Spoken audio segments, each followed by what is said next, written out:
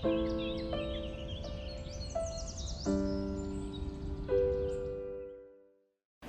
बाबा स्वामी, जय आत्मेश्वर। हमारे 5 आधार स्तंभ यानी गुरु तत्व के 5 आधार स्तंभ में से एक आधार स्तंभ है कम्युनिकेशन, और कम्युनिकेशन को जो हैंडल करता है वो हमारे साथ आज उपस्थित है, और वो है हमारे जयदीप भैया। वह टेलीकम्युनिकेशन, कम्युनिकेशन और ईमेल संभालते हैं।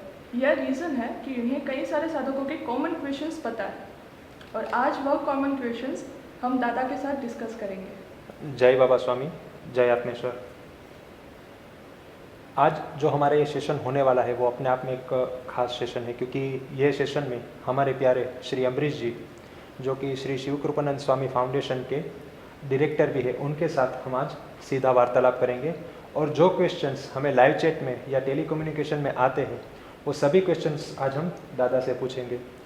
तो दादा, शुरू करने से पहले जनरली हमारा ट्रेडिशन होता है गुरु आह्वान, लेकिन जैसा कि ये कार्यक्रम श्री गुरु शक्ति धाम के सानिध्य में हो रहा है और गुरु शक्ति यहाँ पे 24/7 विद्यमान है, तो सीधा कार्यक्रम की शुरुआत करते हैं, क्योंकि अभी वो हमें देख ही रहे हैं। ठीक है दादा? तो शुरुआत कुछ इस तरह से करते दादा कि पिछले 25 साल से समाज में समर्पण ध्यान का प्रचार प्रसार, मतलब समर्पण ध्यान इस तरह से हो रहा है, और पूरे विश्व में समर्पण ध्यान से जो ये संस्कार है वो फैला हुआ है। तो फिर अचानक से ये गुरु तत्व से जो प्रचार प्रसार हो रहा है उसकी क्या ज़रूरत पड़ी? समर्पण ध्यान शब्द में या समर्पण ध्यान में ऐसा क्या था कि फिर हम ये गुरु तत्व से शुरू कर रहे हैं? तो इसके ऊपर आप हमें बताइए सबसे पहले। पहले तो ये जो ध्यान है जो स्वामी जी लेकर के आए थे हिमालय से, तो वो ध्यान ही लेकर के आए थे, ना नाम लेकर के आए थे ना कुछ लेकर के आए थे, प्योरेस्ट फॉर्म में आया था। जैसे कि कोई नई चीज़ की खोज होती, नया तारा अपन ने ढूंढ लिया, तो तारे को अपन ने नाम दे दिया कि अल्फ़ा, माइनर, अल्फ़ा, जो भी है कुछ नाम दे देते हैं अपन, ताकि अपन उस तारे को आइडेंटिफाई करके कितने तारे हैं ऐसे बना सके, उसकी दूरी, ये सब चीज़ों के बारे में जानकारी किसी को दे सके। तो जब वो लाए थे तब तो वो एकदम प्योरेस्ट फॉर्म में था, और अभी भी प्योरेस्ट फॉर्म में ही है। बस इतना ही है कि हम सोसाइटी में रहते हैं, हमारे लिए नाम, इज्जत बहुत मायने रखती है। तो उस समय पे तो श्री ध्यान योग करके ही सिखा देते थे, ताकि सिर्फ लोग ध्यान में इंटरेस्ट लें। फिर एक ऐसी घटना हुई जिसके अंदर में स्वामी जी बता रहे थे कि इस ध्यान का सबसे महत्वपूर्ण जो घटना है वो है समर्पण। जो अपनी आत्मा का समर्पण गुरु के प्रति हो जाता है, उसके बाद में फिर कोई जीवन में आगे करने जैसा कुछ नहीं होता, अपने आप सब कुछ होना शुरू हो जाता है। ये बात कहने के बाद में फिर आपको समर्पण ध्यान करना चाहिए, समर्पण के साथ में ध्यान करना चाहिए। आप अकेले सिर्फ ध्यान मत करो, क्योंकि आपसे ध्यान होने वाला है क्या? नहीं होने वाला। ध्यान करने वाले लोग ऋषि मुनि कितने सारे हैं जो समाज के अंदर में हैं, वो जन्मों जन्मों से भी ध्यान कर रहे हैं, लेकिन जिसने ध्यान अपना पूर्ण कर लिया है, ऐसे व्यक्ति को जब हम अपना समर्पण कर देते तो उसकी जो स्थिति है वो अपने में आ जाती है, क्योंकि अपना जो है खुद का एग्जिस्टेंस हम समाप्त कर देते हैं। तो इस बारे में स्वामी जी ने बहुत सुंदर तरीके से बताया, और फिर लोगों ने कहा कि हम इसको समर्पण ध्यान बोले क्या? स्वामी बोला आपको जैसा बोलना है वैसे बोलो, बस ध्यान करो। तो बस फिर समर्पण ध्यान नाम हो गया और उसका प्रचार प्रसार चालू हो गया। आज इतने वर्षों के बाद में नाम चेंज हो गया, गुरु तत्व अपन कर रहे हैं, और उसके कुछ टेक्निकल रीजंस हैं और कुछ जो है वो स्वाभाविक है कि नया चेंज आता है, नया बदलाव समय के साथ में आता है।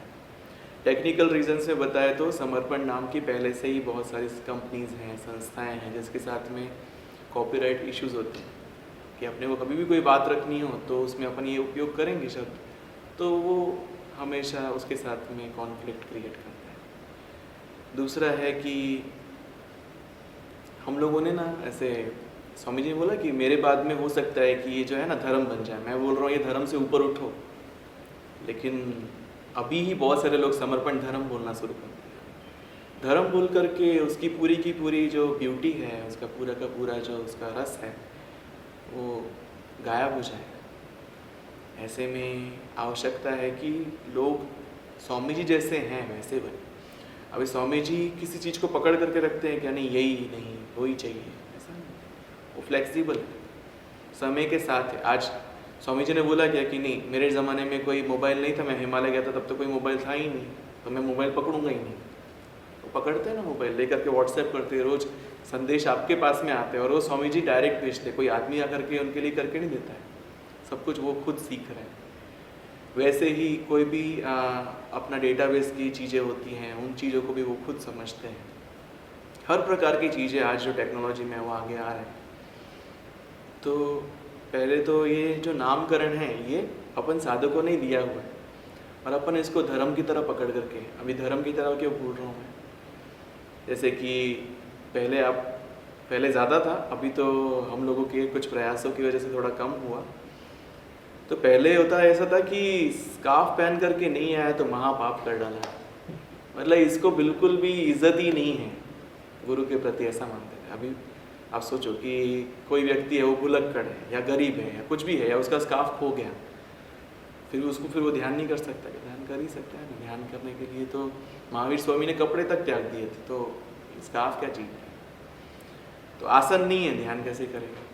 मैं एक बार अहमदाबाद का शिविर था, उसके अंदर मैं बैठा था, साधकों के साथ में ही बैठा था और किसी को पता नहीं होता था कि मैं कौन हूँ, कि मैं कहीं पे भी जाता था और मैं ज़्यादा इंट्रोडक्शन मेरा नहीं था।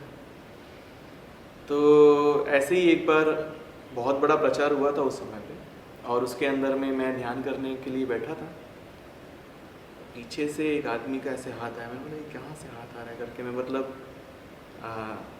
ध्यान में पहुँचा नहीं था और ऐसे हाथ आया और वो ऐसे करके उसकी बॉटल खोल रहा था, तो खुल नहीं रही थी उससे। फिर उसको ऐसे हिलाया, ए बॉटल खोल, वाइब्रेशन उसमें जाएंगे, तो ध्यान क्या कर रहा है, बॉटल खोल करके बैठ। आपकी बोतल? मेरी नहीं, पास वाले साधक की बॉटल थी वो। अरे वाह। तो अब वो जो है वो ध्यान उसको लगा था और नया नया बोलते आया हुआ था, उसको कुछ पता नहीं था, उसको लगा कि ये कुछ रूल होगा, तो वो खोला। उसके बाद में उसको ध्यान नहीं लगा, बाद में फिर उसकी नाक निकल रही थी, बह रही थी, वो नाक साफ करते रहे। तो कहने का अर्थ है, मैंने उस दिन जब देखा कि उसकी बॉटल खोलने, सामने वाले का भला तुम कर रहे हो लेकिन उसका भला जो हो रहा है उसको रोक रहे हो, तो वो तो गलत है ना।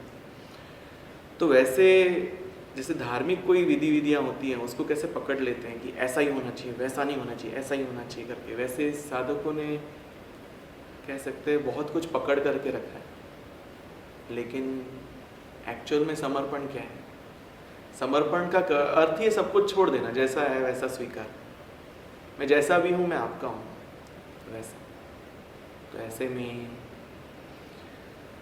अब नया चेंज आता है तो इसको इस प्रकार से स्वीकार करना है जैसे कि स्वामी जी ने हमारे लिए कुछ नया तोहफा दिया, उसको आप उस तरीके से जितना रेजिस्टेंस करना चाहो तो कर सकते हो। ये तो इसमें कोई नाम में बदलाव इसीलिए किया है टेक्निकल रीजंस की वजह से, लेकिन इसके अंदर में अगर हम देखेंगे कि इसको स्वामी जी गुरु तत्व के ऊपर 2006-2005 से बोलते आ रहे हैं, अगर आप उनके प्रवचनों को अच्छे से फॉलो करते हो तो उसके अंदर में स्वामी जी ने बताया कि गुरु भले कितने सारे हो, कौन से धर्म के हो, कौन से रूप के हों, कुछ नहीं देखना है, उनमें तत्व तो विद्यमान होता है, वो एक जैसा ही होता है। स्वामी जी के भी कितने सारे गुरु थे और अपन पढ़ते हैं ये सब, हिमालय के समय पढ़ी पुस्तक में हमने सब पढ़े, और हर अलग अलग प्रकार के हैं, कोई एक जैसा नहीं, लेकिन पढ़ते हैं तो ऐसा लगता है सब एक जैसे ही है, क्योंकि स्वामी जी ने जब लिखते समय उनका भाव गुरु तत्व के प्रति था, ना कि गुरु के प्रति। गुरु का तो शरीर होता है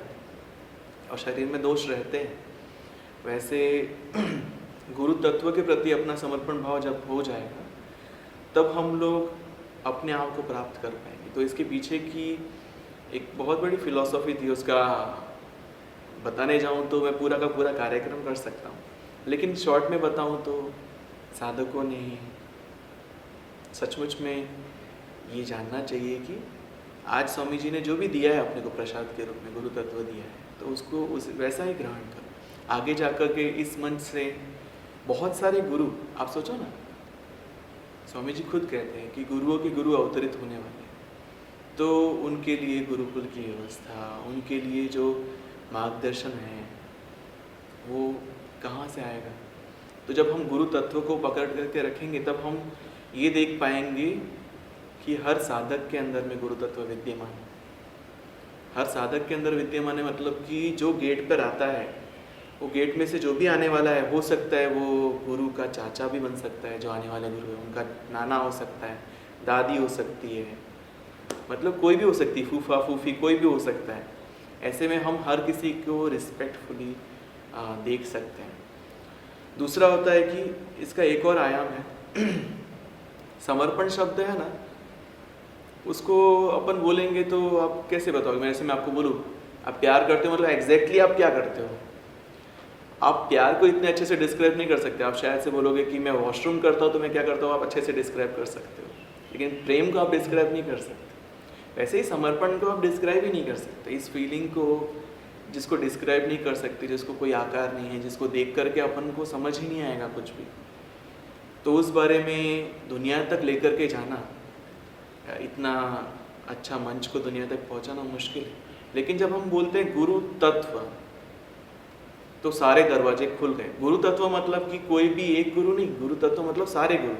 फिर चाहे वो क्रिश्चियनिटी में होके गए, वो चाहे इस्लाम में होके गए, हिंदुइज्म में होके गए, सिखिज्म में होके गए, सब में जितने भी होके गए, सारे धर्मों में, सारे संप्रदायों में जितने भी गुरु होके गए, वो सारे गुरु। तो ऐसे में उन सबसे जो भी प्राप्त हो सके वो सब लोग। और ये गुरु तत्व कोई विचारधारा नहीं है, ये एक प्रकार से अपने आप में ही एक गुरुकुल है। इसके अंदर में जो भी आप करोगे हर चीज़ में एक सीख है। तो आप सिंपल सा 5 अपने बताए आधार स्तंभ, उसमें से कम्युनिकेशंस में आप हो तो आप खुद जानते हो कम्युनिकेशन में रह करके लोगों की पीड़ाएं क्या हैं और कितने ज़्यादा बैलेंस हो जाते हैं जब सिर्फ उनको एक अच्छा सा टाइमली रिप्लाई मिल जाए ऐसा। तो इस प्रकार से यहाँ पे हर जगह की सीख ही है। ये गुरु तत्व नाम है लेकिन एक प्रकार से गुरुकुल है, यहाँ पे सब कुछ सीखने को ही मिले।